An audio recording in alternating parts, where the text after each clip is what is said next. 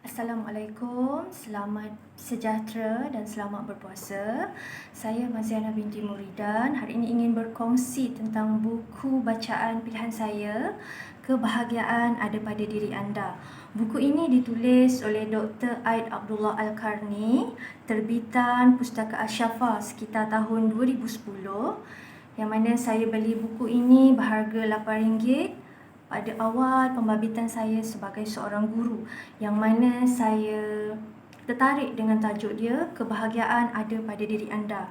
Dalam buku ini, dia mengajar saya dan mungkin orang lain yang juga membaca tentang bagaimana kita nak ada rasa bahagia dalam diri kita.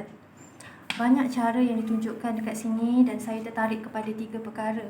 Yang pertama, dia kata kita nak rasa bahagia, kita cuba memaafkan orang lain. Walaupun orang lain itu ada membuat salah pada kita, kita juga berasa kesal. Tapi jika kita cuba memaafkan orang lain, insya-Allah hati kita akan rasa tenang. Tak rugi dengan meminta maaf, tak rugi dengan merendah diri, berjumpa orang tersebut dan meminta maaf. Setelah kita meminta maaf, kita akan rasa tenang dan bahagia itu akan datang sendiri pada kita. Dan yang kedua dikongsikan dalam buku ini, apabila kita rasa bahagia bila melihat orang lain, rakan kita, keluarga kita bahagia, kita elakkan rasa dengki, rasa iri hati, yang mana kita pun rasa gembira kita tengok rakan kita bahagia, kita rasa gembira untuk dia. Dan dengan itu diri kita sendiri akan merasa bahagia.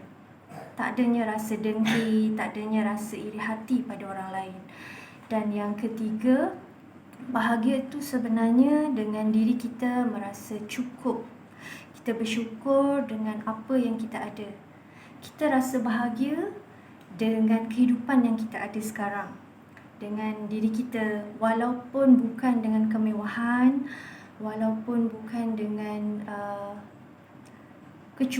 kecukupan yang melimpah ruah, tapi dengan merasa cukup itu, kita boleh didik diri kita untuk rasa bahagia, rasa bersyukur dengan apa yang kita ada.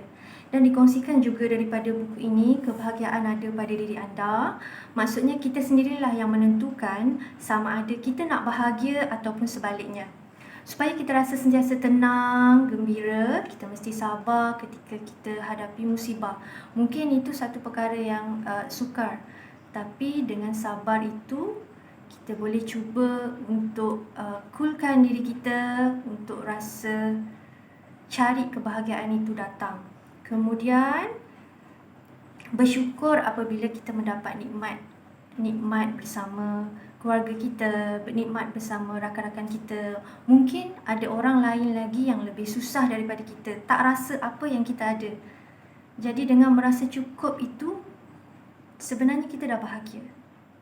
Jadi sebelum saya akhiri, saya nak kongsikan satu kata-kata yang mana hargailah sesuatu yang sederhana kerana mungkin itulah yang membuat kita bahagia. Terima kasih.